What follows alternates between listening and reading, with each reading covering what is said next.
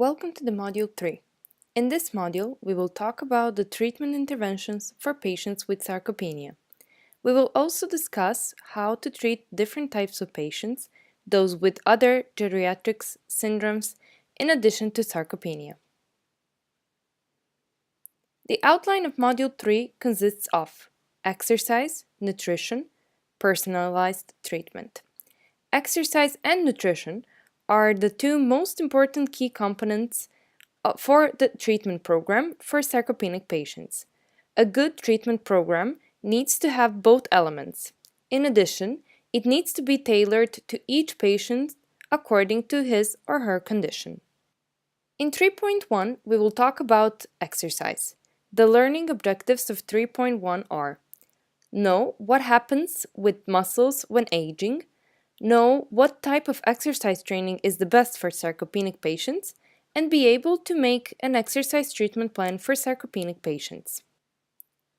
During muscle development, muscle fibers grow in size and number, manifesting greater body size and strength.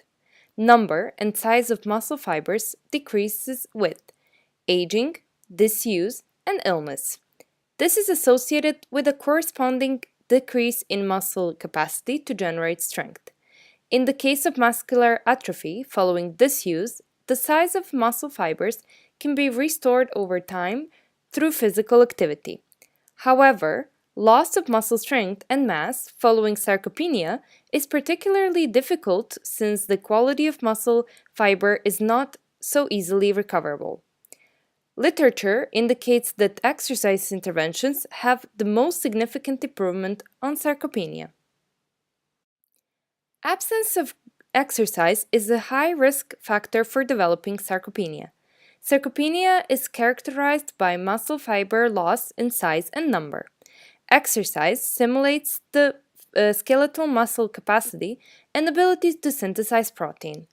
Exercise training is associated with improved quality of life, reduced hospitalization, and health problems and prolonged lifespan. What do you think is the best type of exercise treatment for sarcopenic patients?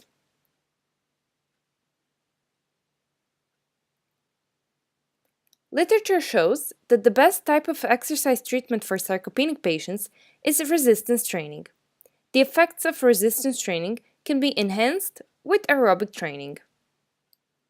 Resistance training improves muscle strength and muscle mass in older adults.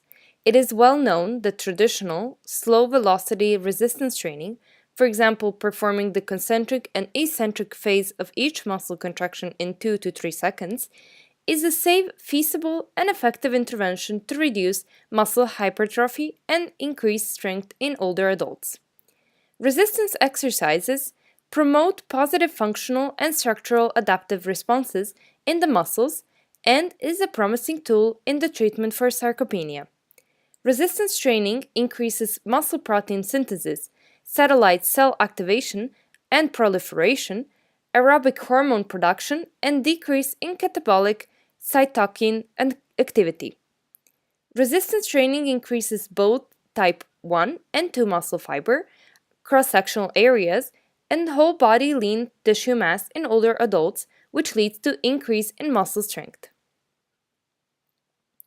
A research from Kondo et al.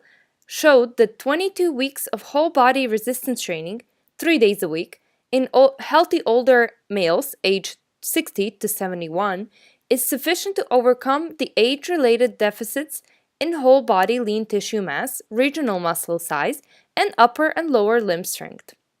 According to the systematic review of Cruz-Gentov et al., resistance training interventions alone improved muscle mass and muscle strength compared to the control group, which was given low-intensity home exercise or standard rehabilitation. In addition, it reported its physical performance also improved with resistance training alone compared to the control group. Resistance training needs to use a progressively increasing loads to maintain the desired range of repetitions per set of exercise. Ayalaskan et al. Also advises to implement power training in the exercise program. Power is the product of force and speed. the decline in muscular power is much steeper than strength, and it results in decreased ability to produce force rapidly. Muscle power is a significant predictor of performing activities of daily living, for example, gardening, carrying groceries, climbing stairs, and others. And it is reduced with age. Fast velocity resistance training, or more precisely performing concentric phase as quickly as possible and taking 2 seconds to perform the eccentric phase of each muscle contraction, appears to be a good intervention for older adults to enhance muscle power. Muscle power increases with fast velocity resistance exercise because of greater motor unit recruitment of type 2 fibers. In addition, aerobic training exercise, such as walking, biking, swimming, can enhance the effect of resistance training on skeletal muscle tissue. Aerobic exercise improves protein synthesis and mitochondrial bioenergetics. Regular aerobic exercise strongly influences the muscle metabolism. Research has shown that a moderate intensity aerobic exercise is beneficial for improving skeletal muscle insulin sensitivity, which stimulates skeletal muscle hypertrophy and increases skeletal muscle mass. In addition, steady-state exercise, like aerobic exercise, affects mitochondrial function by providing energy during aerobic metabolism where acidosis was avoided. Muscle energy during exercise is coordinated at multiple cellular cell levels, and a decrease in ATP can cause hindrance in production of muscle protein. During steady-state exercise, mitochondria provide good energy for protein synthesis that helps in sarcopenia prevention and treatment.